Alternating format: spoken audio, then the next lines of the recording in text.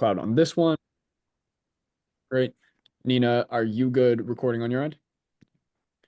Oh wait, one issue is that I don't think I can record on multiple computers. I think it's only one computer is what I'm seeing. Okay. Well, let's hope this uploads to the cloud. It should have no problem. I think that was how they did it last time. Um, okay. And Sada, you got the slides Yeah, up. just got the slides up. Great. Then let's start letting everybody in. And then right as soon as it hits 105, so feel free to welcome everybody in and we're good to go. Sweet.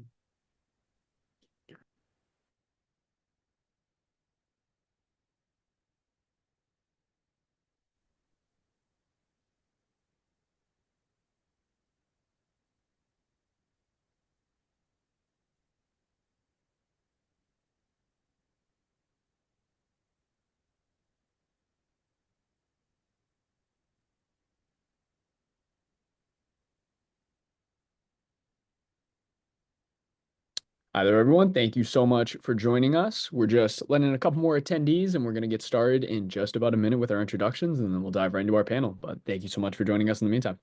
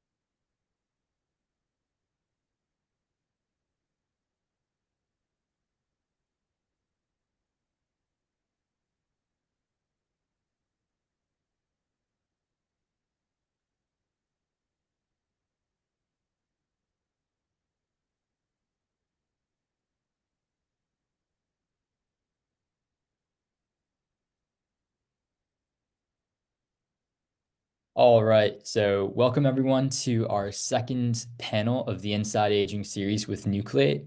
This panel is all about the path to clinic for aging therapeutics. My name is Safik. I'm the president of the Harvard Aging Initiative, and we're putting on this panel in partnership with Nucleate. Whether you're a graduate student, an undergrad, or anywhere else in your journey, this series is intended to help you get a better sense of aging. And in particular, this panel is going to be all about the path to clinic, so actually translating all the work that happens in this space. First, I want to give a huge shout out to Andrea, Shruti, Zach, and all of the Path team at Nucleate. They've done an amazing job supporting this initiative as well as other educational series with Nucleate.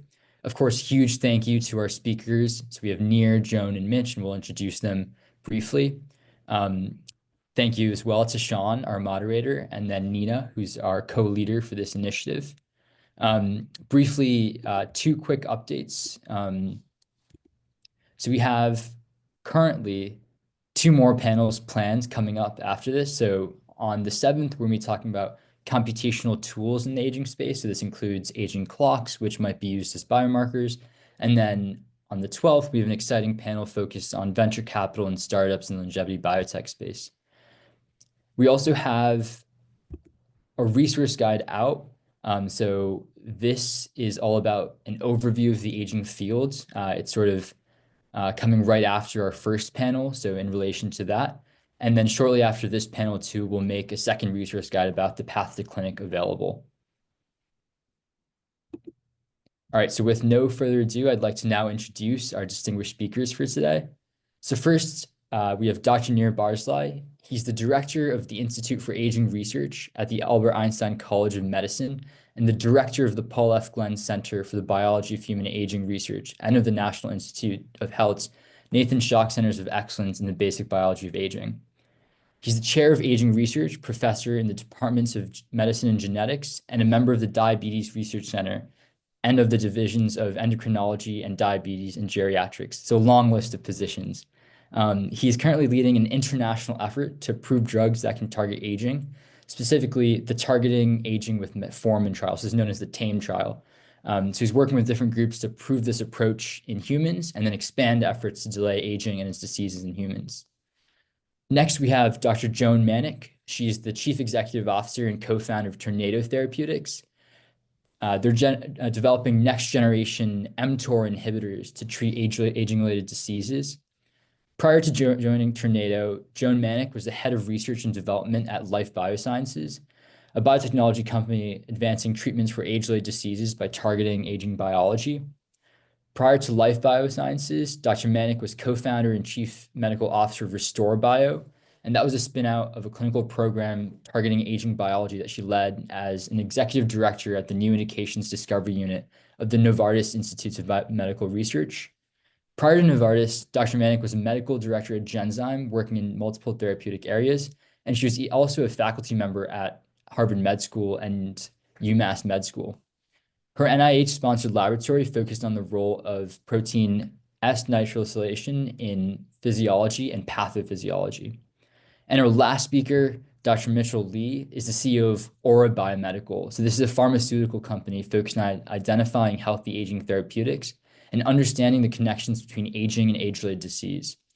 They investigate how natural genetic variation modifies disease and therapeutics efficacy. Dr. Lee has earned awards for science communication, multiple NIH training grants, and in 2015, he was awarded a Howard Hughes Medical Institute Fellowship for Advanced Study.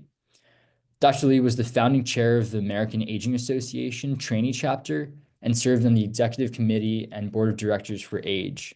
So during this time, Dr. Lee established standing leadership committees, founded and managed the Geroscience peer review training program, and organized multiple research conferences. So as evidenced by the speaker's long list of accomplishments, I think we have an incredible conversation in front of us. So with no further ado, I will pass it over to Sean to briefly introduce himself and then dive into questions. Thank you so much, Satvik. My name is Sean Simonini. I am the co-MD of the Nucleate Inside Aging series here, and I also happen to serve as the Director of Policy for the Aging Initiative at Harvard, which is partnering with Nucleate on this. And I'm so excited to be here with all of you today. You're in for an incredible conversation ahead, covering so many different aspects of where the field has been in terms of therapeutics getting to the clinic related to aging biology, and specifically what's in for the next generation, as we have three leaders of the field here today to give you their thoughts and their insights, as well as what they've learned all the way through. And so with that, I want to start off with an opening question to set the stage for where we're at in terms of clinical indications for aging. As of now, aging is not recognized as an indication by regulatory agencies such as the FDA and the EMA. And while measures like, cardiac events, for example, and all-cause mortality are recognized as approvable endpoints for specific diseases, think, cardiovascular disease, there isn't clarity around what approvable endpoints would be for an actual aging trial. And so with that background, I want to ask the three of you, what do you think is the path to having actual aging trials, with aging as an indication and specific endpoints suited for the trial design? I'm ready. I'm ready to take it. But first of all, I want to say, look, there are 80-something people, and not all of you are. I cannot see faces of all of you, but clearly you're young people, and I know it's terribly upsetting to hear what's going on out there, and it's tough life for all of us at this moment. But if I had to bet, I think the field of aging is going to continue and emerge and be actually accelerating in the next few years. And I think if you're on this podcast and are listening to us on this Zoom and are listening to us, and you're going to be in the field of aging, I think your future is going to be really exciting. And I'm kind of jealous of you. That you're more in the beginning of the way. So thank you very much. And it's very important that you hear that. And it's very important for me to be with you and not with old people like me. We've done, and when I say we, it's a lot of people. But we've been dealing with this for pretty much a decade. And we actually went to the to the FDA to kind of ask this question around this trial that's called TAME, stands for Targeting Aging with Metformin. Metformin was really a tool for that. And we sat with all the head of different departments in the FDA, and we showed them what we think would the trial to show that the drug targets aging would be. And I don't need to go into the details, except that the FDA said, bring it on. If you want to see details about it, there's a National Geographic program that's called The Age of Aging. Ron Howard was the producer and also the narrator of that. And you can see what happened in this meeting, and the FDA saying, okay, there is a way forward. I just have to say one thing. The FDA didn't say that they accept aging as a condition, okay? And I'm not sure we need that at all to make progress. I'm sure we don't need it to make progress. But we know that if in a clinical trial, we're going to target a cluster of several diseases, okay, then for us, it's aging. For the FDA, it's a drug that can be approved or repurposed. And so it really doesn't matter. But the idea is for the FDA is to show that one drug in a clinical trial can change multimorbidities and non-specific mortality. And if it does that, they would approve it. Bring it on.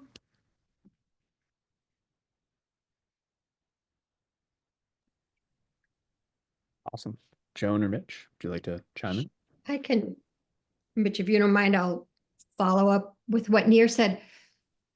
I guess aging to me is a risk factor. It's a risk factor, the biggest risk factor for almost every chronic disease. So we're not targeting aging exactly as a disease or an endpoint. We're targeting this risk factor. And when you target that risk factor, we'll be able to treat multiple diseases. And I don't think the FDA, as Nir said, has any problem with this concept. And it's sort of like you can target SGLT2s or your GLP-1s. When you target certain biologic pathways, many things get better. And aging is a specific biology we're understanding that's malleable. And if we target that, we'll make many things better. And what's interesting is, unlike these metabolic targets like the SGLT2s and the GLP-1s, which we've been working on for decades, this targeting aging biology really is kind of untapped. And that's what's so exciting for your generation, as Nir's saying. We really didn't realize this is malleable biology that contributes to why things go so wrong as we age. And we really can now, not just with lifestyle interventions, but pharmacologically target this biology, and it has the potential to transform medicine. And, there's this whole Make America Healthy Again movement, which doesn't make any sense to me as an infectious disease doctor, because I think vaccines are great, but we can actually make America healthy again, or global health better, by targeting this biology. And I think once you target it, you can do what Nir's doing and see if you hit make multiple aging related diseases have a delay in onset. You could target one at a time and then group them together eventually. But there's just a huge, exciting potential for this. And I think the FDA is fine with however we choose to move ahead, as long as we present the data that the benefit of whatever our intervention is outweighed by the risk.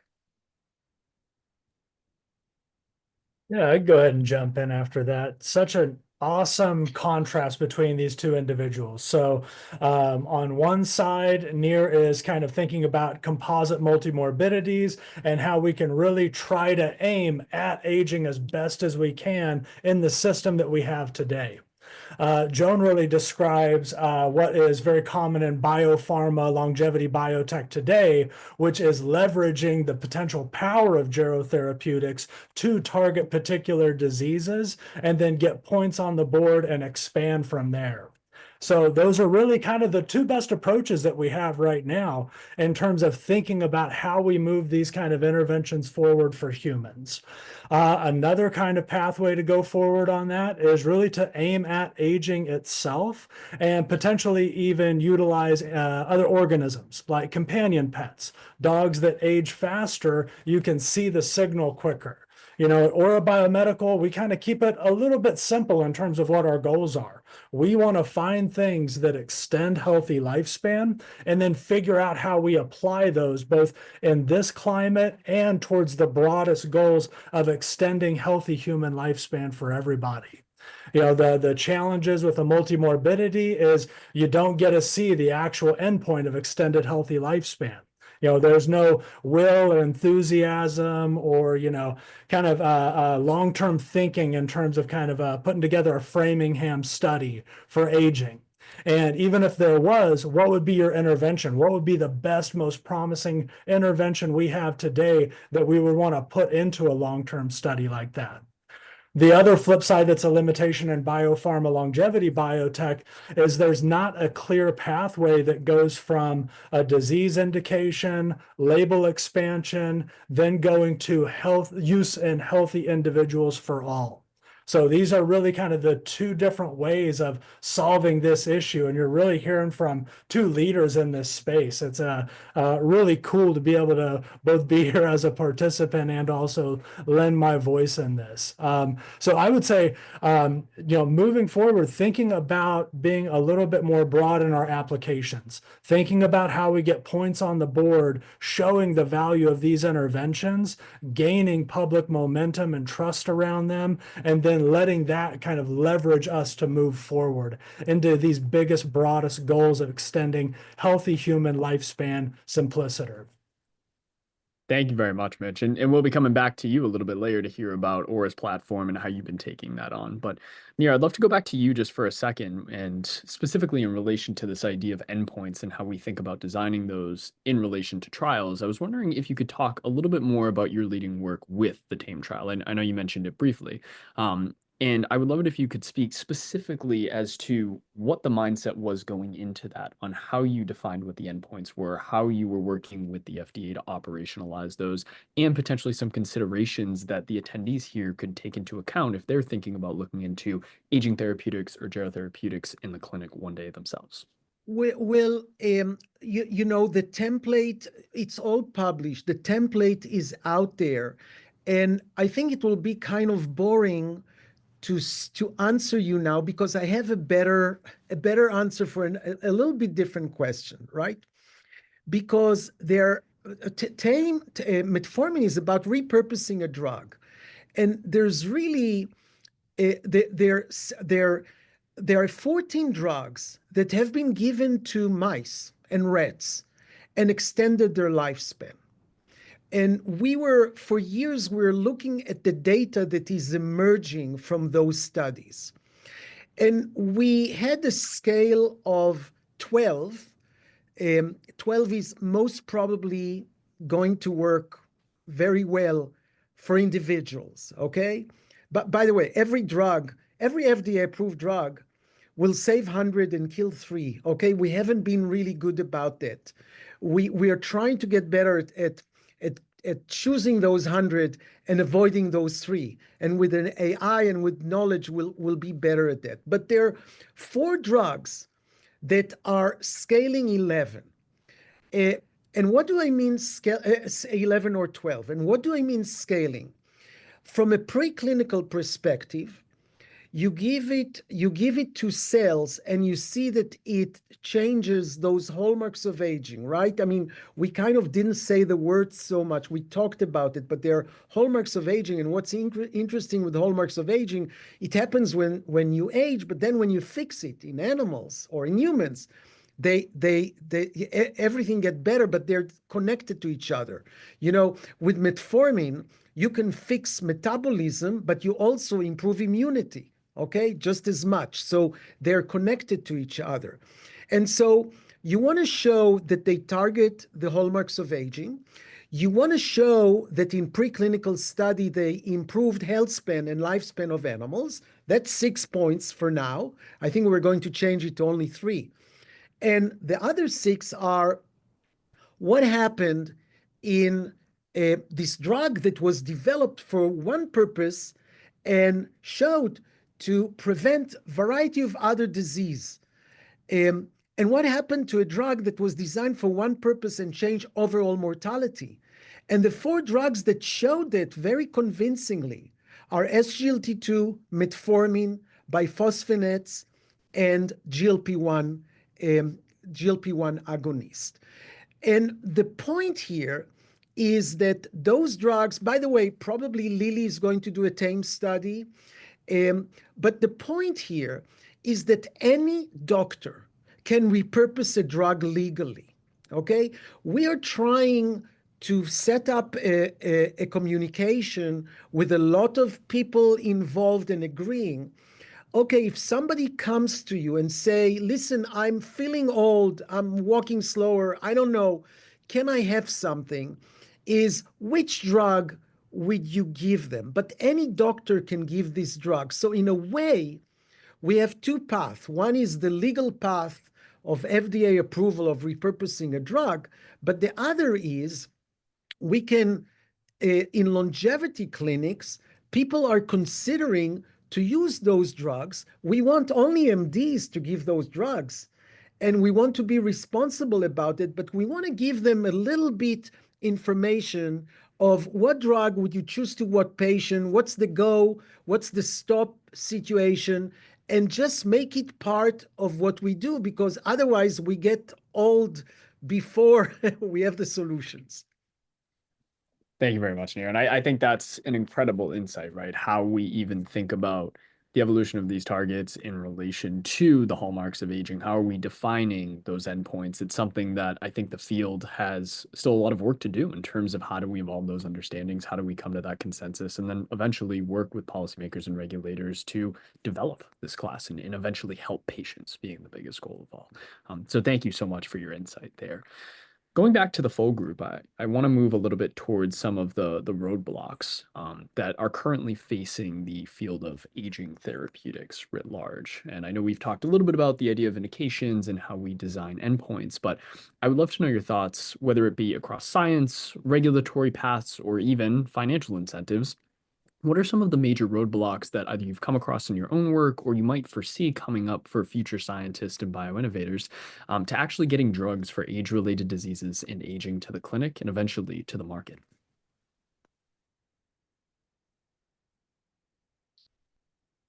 Would you like me to go next?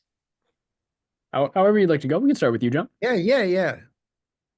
So I think one of the tricky parts is, let's say if we go back to the aging is a risk factor, a biology that's a risk factor, like too high glucose, too high blood pressure, too high cholesterol. All of those things, you can measure blood pressure and see that you're bringing it down. You can measure glucose and see you're bringing it down, cholesterol, bringing it down. We don't have a way to measure, are we bringing down aging? We're missing that biomarker.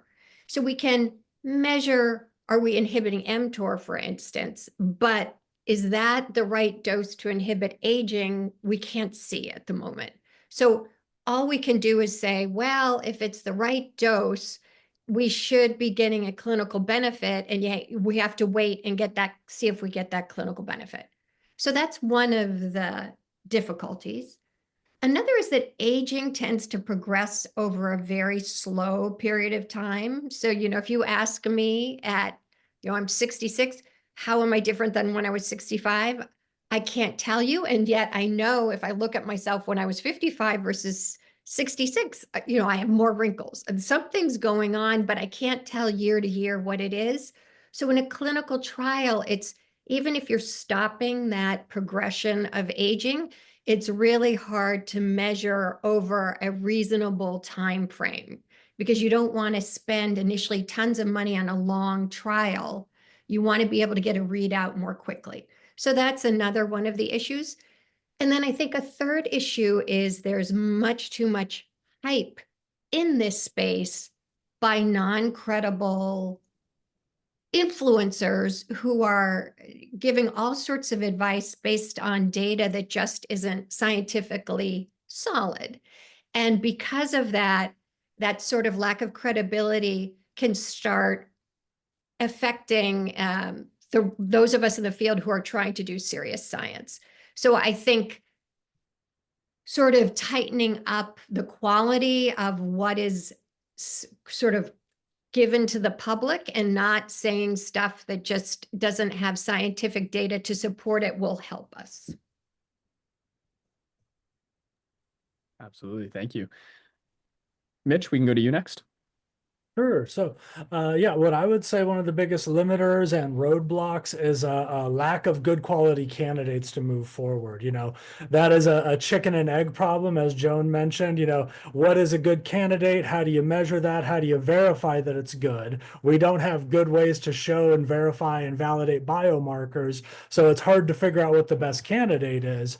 But in terms of the research side, you know, we haven't had a strong alignment on identifying interventions that extend lifespan. And at the same time, we've had a little bit of reductionism in thinking about the mechanisms by which lifespan can be altered and extended. You know, the hallmarks of aging were not ever devised to be gospel to tell us that we figured it all out, we know how aging works. It was meant to be just a neat little conceptual set of bins so we can start thinking about how things fit together. I think there's a really large over-reliance on the hallmarks of aging. And I think one of the unanticipated consequences of that is people think that we're far more advanced in our understanding of aging and treating aging than we really are. They think, you know, if you get a stack and you hit this, that, and the other, then great, you're good to go. And it's really not that simple. We're not there yet.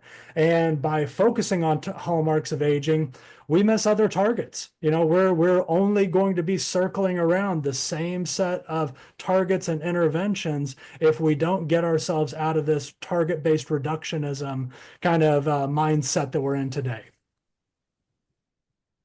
Thanks, Mitch. And Nir, over to you.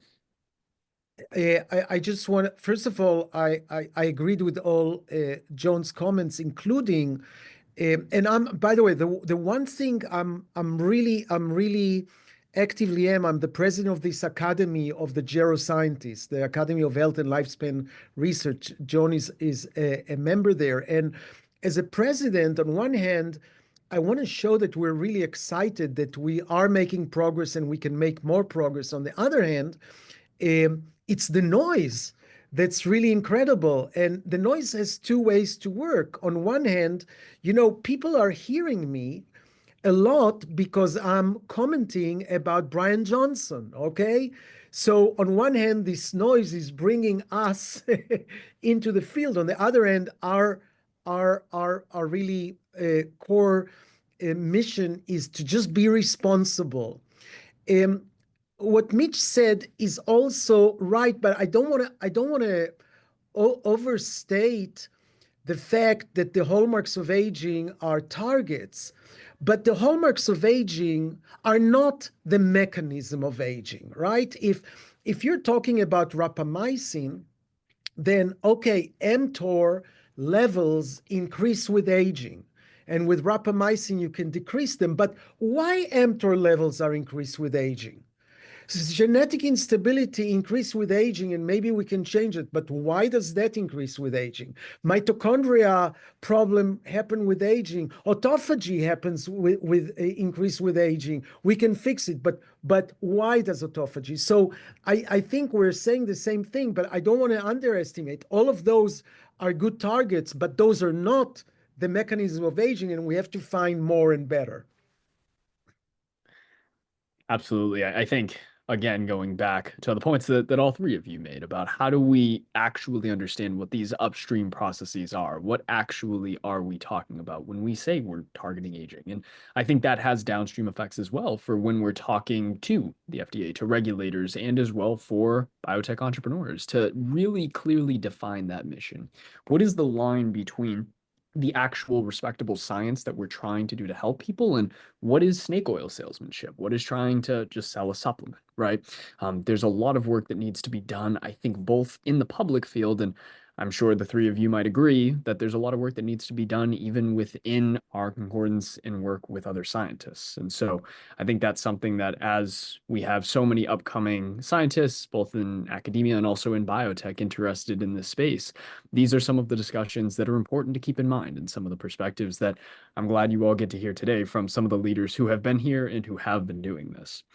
So I actually want to go back to Joan for just a second. You've obviously had a very unique career spanning biotech, pharma, and academia, and now lending itself to your current work with Tornado Therapeutics. Thinking more specifically about some of those roadblocks that we've discussed, I'm wondering what we can learn from some of the clinical efforts in the past around rapamycin and rapalogs that can help inform some of the next generation of aging therapeutics, specifically from the perspective of how we get this to the clinic. How does this actually find its pathway to the market and to patients through the perspective of some of the mTOR inhibitors that you've worked with in the past? Yeah, so I started this back in 2010 at Novartis. And at that time, rapamycin was the best validated therapeutic to extend lifespan in every organism spanning 1 billion years of evolution. So it wasn't a leap of faith to think that rapamycin or its derivatives would have benefits for human aging.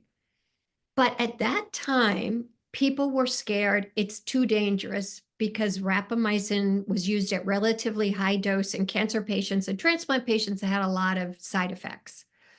So, the first step you kind of have to start with when you're developing an anti-aging therapeutic is it needs to be safe. So our first step was showing if we dose it completely differently than how you dose in a transplant patient or an oncology patient, you can give older people this chemotherapy is how they thought about it, or immunosuppressant, and it doesn't, kill anything, and it doesn't suppress the immune system. It actually enhanced immune function. And the reason we chose to first look at immune function is the immune system is very malleable. So we thought in a relatively short period of time, we could change the function of immune system, just like we know you give a vaccine and in 4 weeks later, you have enhanced, antibody response to that antigen. So with that sort of just trying to be pragmatic of how you design a trial, we said, let's just start by seeing, can we improve the function of the aging immune system because it's doable? And there was some data in mice that rapamycin might help the aging immune system. So we've learned that, but then the question is, okay, it helps the immune system, but where does it make sense to use something that helps the aging immune system? And we did a set of trials trying to see, could we decrease the incidence of respiratory tract infections in older adults? Because those are the most common infections. And we thought if you have a better immune system, maybe you will have fewer infections. And it turns out we were wrong. These drugs don't decrease the incidence of respiratory tract infections. What they do is make them less severe. So we got the wrong endpoint. And I think this is sort of an important lesson when we're going into new fields. You take the data you have, and you test your best hypothesis based on that data. And sometimes it's wrong and the experiment's going to fail, but you learn and you still will move that field forward. And I think all of us, have to not be scared of failure. And this is something, near and dear to me because I've been through it. Because I think through making mistakes, you learn and you get better. So I think the whole field has to just accept there's going to be some risk. We're going to have some stumbles, but we're going to keep getting better and smarter and iterate. And we're going to get there and get a therapeutic that's going to help. I'm confident if it's not me, it's Near or Mitch, one of us, it's doable. I love that, Joan. That's absolutely the hope that we need. And I Yes. think moving forward into when it comes to drug development, how we actually find those candidates, one of the things that I've come across, as I'm sure all of you have, and many of the members of the audience have as well, which is that when it comes to developing drugs for aging, again, however we define those endpoints and the specific mechanisms, it is a very different beast from even age-related diseases such as like cardiovascular events or much more specific diseases like neurodegenerative diseases. There are, in those cases, potentially much more well-defined endpoints, much more well-defined targets and mechanisms. And so what I'd love to ask the three of you is to quickly elucidate on what are your thoughts on some of the differences when it comes to developing therapeutics for aging and age-related diseases versus other therapeutic areas and other indications?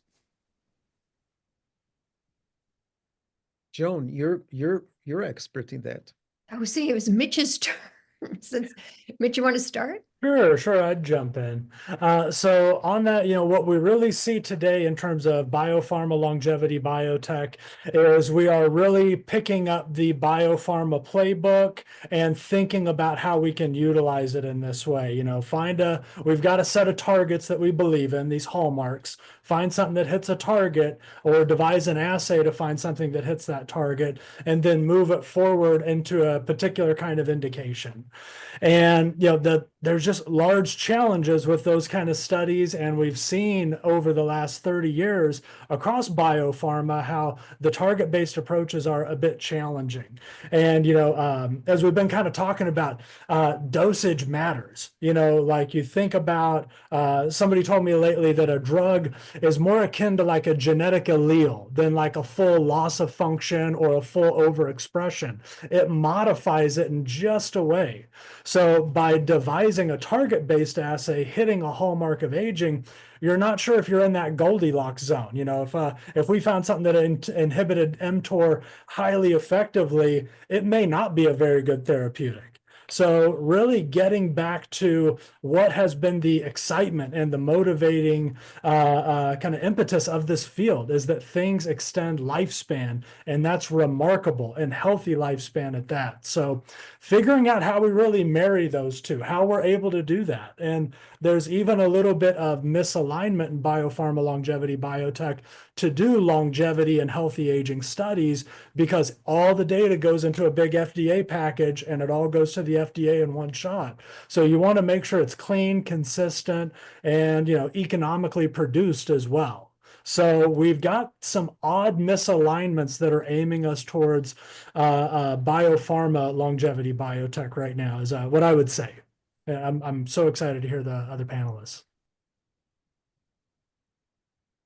Wonderful.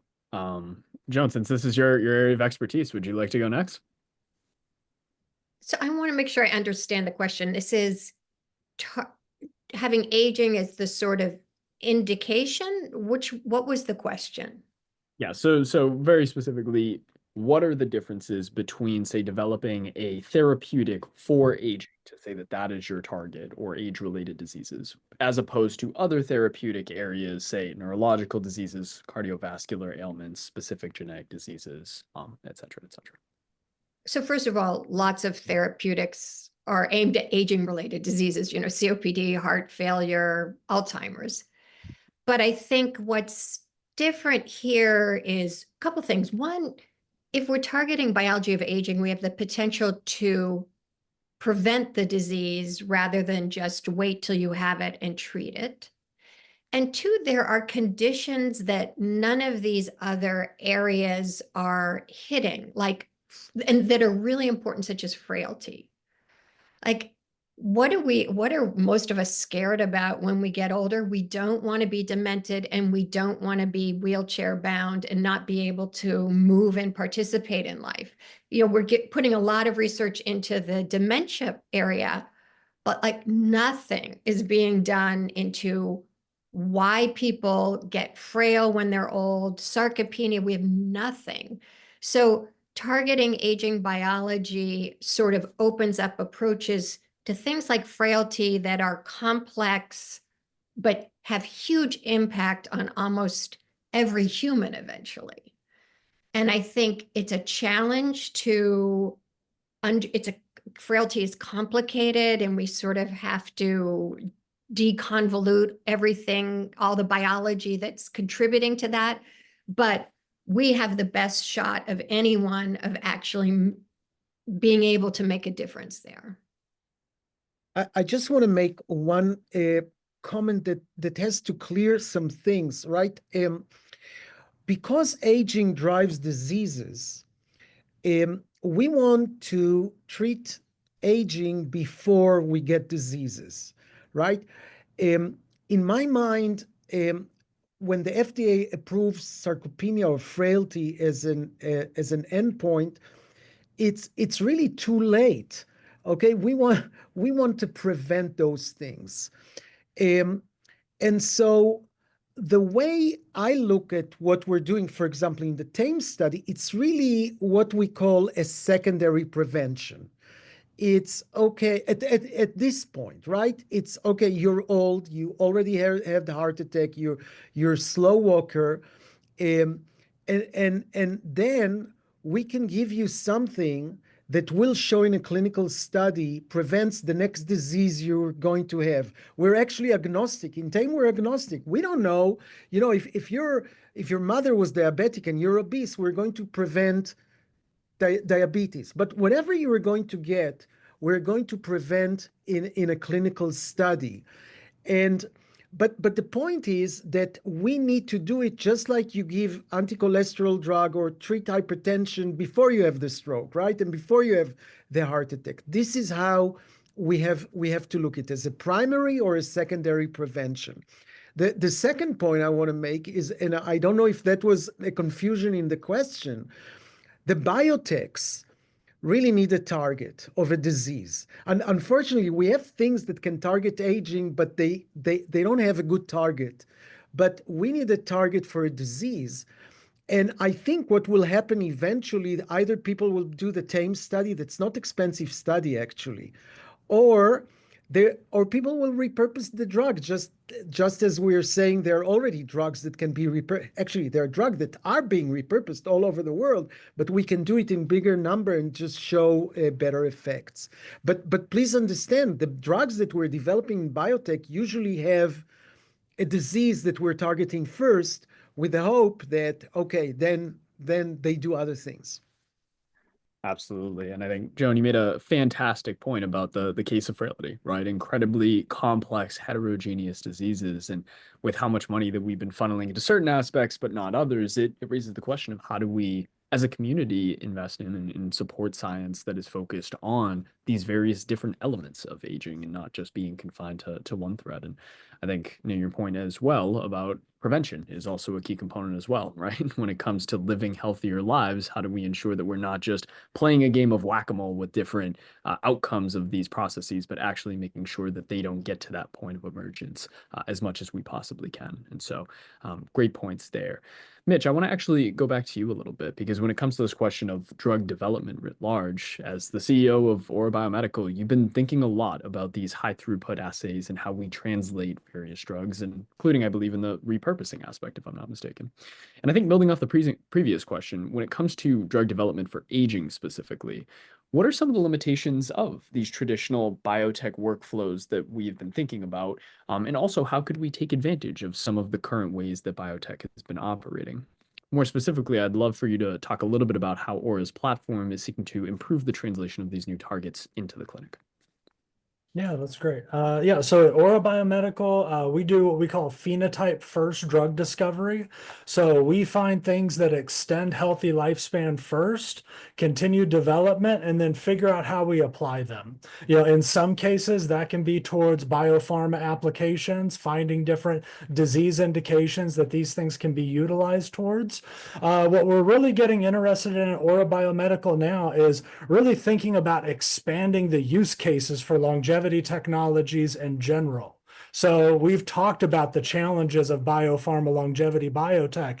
The regulatory stuff is still being figured out. The biomarkers that we use, we're still figuring those out. The candidates still in development. What are the lower hanging fruit in terms of longevity technologies that could be applied sooner with less regulatory burden and more cost effectively, that start to put points on the board? You know, we talk about the promise of these things, and anybody who's been on the bench top and has worked with these interventions, you know what the promise is. It's so compelling. But we've got to get points on the board. We've got to show the broader public how these things work. And disease indications are one pathway, but we know FDA development, even for well-developed and streamlined drugs, you know, repurposing strategies is years, if not a decade, to get those moved forward. You know, what can we do today? What organisms can we benefit now? You know, as we're starting to think about it, any endeavor that utilizes a living system may be a beneficiary of longevity technologies. So there's a challenge of imagination in this field in terms of how we apply them and how we really kind of show these use cases. If in a handful of years, humans are one of the only organisms not benefiting from longevity technologies, it's going to create a different kind of groundswell of interest to move these things forward and figure out how to overcome these roadblocks. Absolutely. I think the application of some of these approaches in companion animals has been really interesting as well. We look at the dog aging study with Matt Line, and also Loyal is another company working on this. So I think it's an interesting step to get us to the end goal of how do we actually help humans, the people that we love, live healthier for longer. Yep.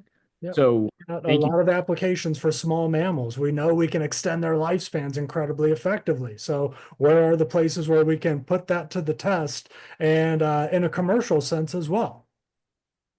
Absolutely. Well, thank you so much for sharing that, Mitch. And with that, that's going to close out the set of questions that I have for all of you. So I'm done peppering the three of you, but we have gotten some awesome questions in the chat so far from members of our audience. So I'm going to pitch a few of those to you now that our team has pulled up.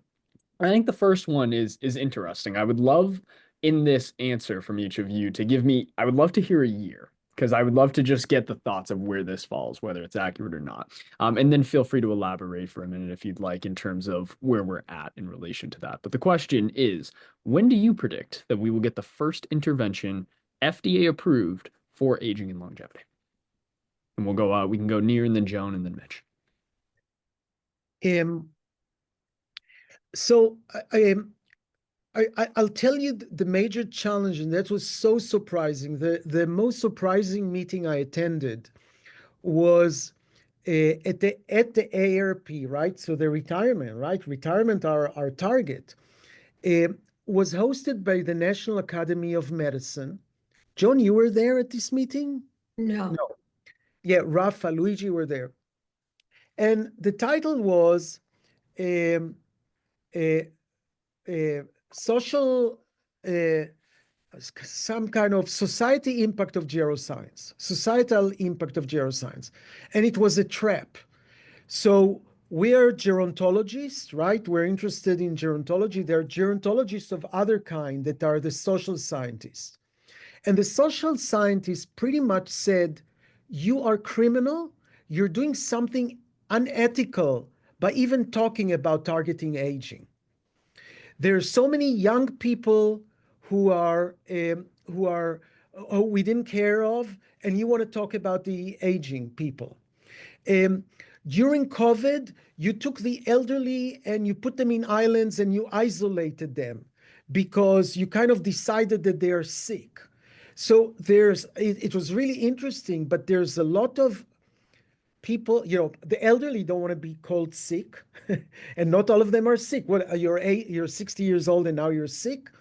They don't want to be called sick. ARP doesn't want to call them sick. American Federation for Aging Research doesn't want to call them sick. So I think we have a social now, by the way, it was uphill after that, because we explained that all we want is to improve health span and that we can do it.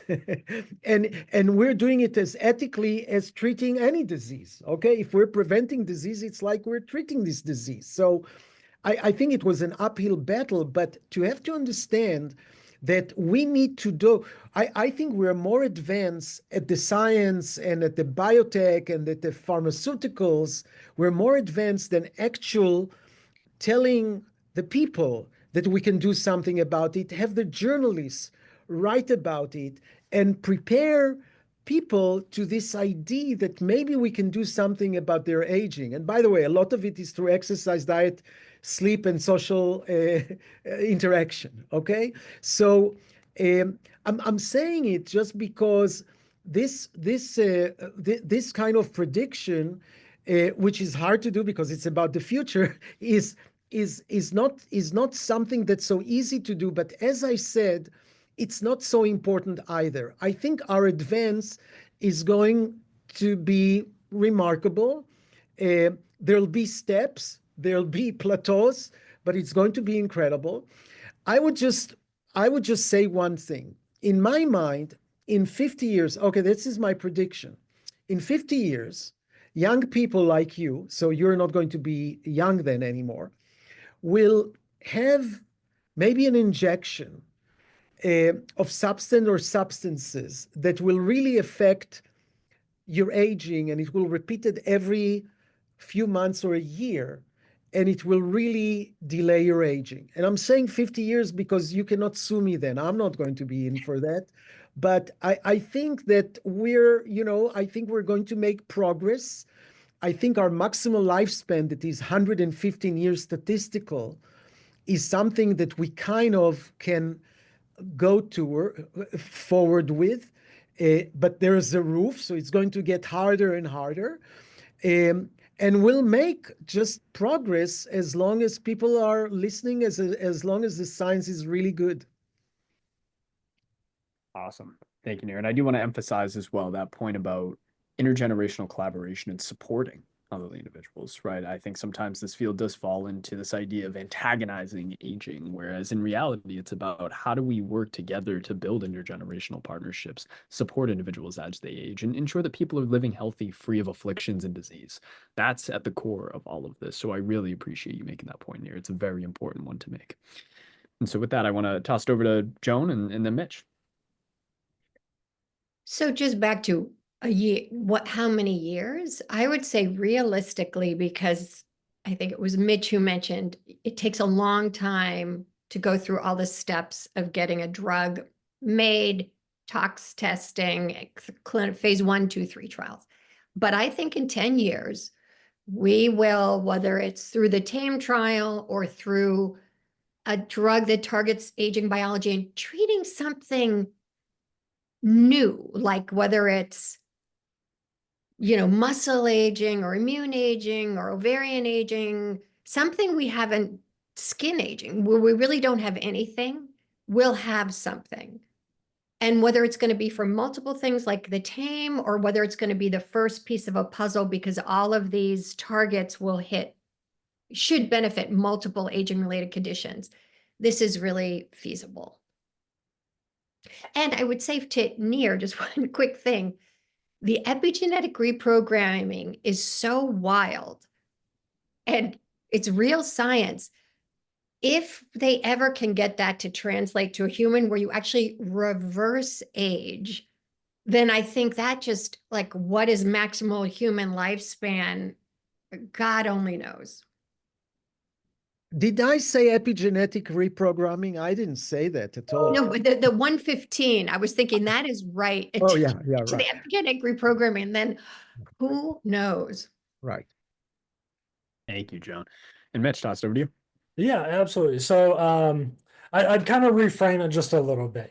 If we want to get to a point where things are accelerating in the next 10 years, what do we need?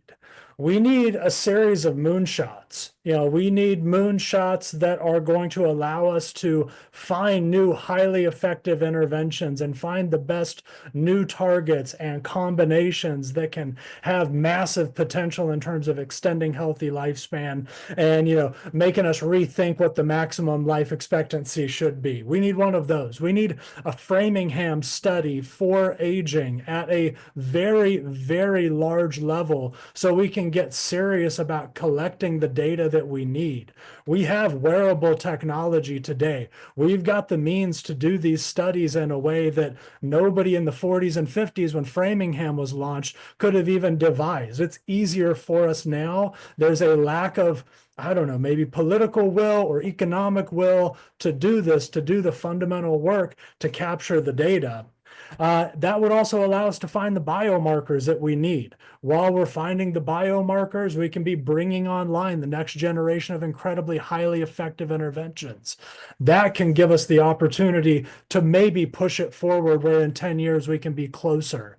That does change, as Joan was talking about, reversal technologies. If a reversal technology actually works and it doesn't, in many cases, what happens is it spins off cancers. If it doesn't do that also, that's going to be a game changer. You know, that was really the heart of Joan's trial with immune rejuvenation, was to show that you could reverse an aged phenotype. That's clear. You can, you know, that changes the game in a certain kind of way. So I would say we need huge amounts of investment. We need a humility kind of moment where we say there's something here, but to get beyond the promise and the hype, it's going to take a massive amount of resources directed towards solving this problem. Awesome. I Thank just you. want to say something about moonshots. You know, so there's the X Prize, right? And the X Prize is aimed to give a year treatment to elderly group and show that you reverse their age by 20 years. And it's functional. It's not by biomarkers. This competition is on. There are like 600 people that, or organization or universities or doctors that applied, and there'll be 40 people, 40 groups who are half finalists, and then there'll be a finalist. And I think whatever it's going to show, probably not 20 years reversal in 1 year, but whatever it's going to show, it will be another reason to continue maybe the next moonshot or the next X Prize. But those efforts are there. Some of the tools are incredible that you haven't heard about them. And I think that's where I would spend the money. I don't think a Framingham study is really, I mean, we have all the data there. We have all the data we need. We have all the plasma, all the blood that we have to make progress from this perspective. We need actually to start doing studies that are showing really big effects.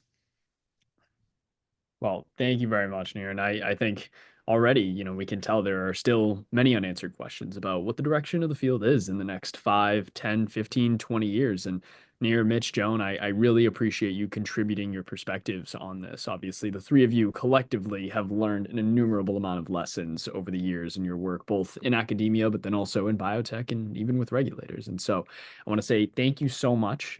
That's going to wrap up the questions that I have for the three of you in terms of not only my round and also Q&A. So everyone, please give a warm round of applause and thank you again to our three speakers. I am going to pass it over to Satvik real quick just to close us out with some final announcements. All right. Yeah, I just want to echo everything Sean said. Thank you to our three speakers for an incredible session. I think so many insights from that will really resonate with me and with the audience. And then to our audience, thank you so much for coming again.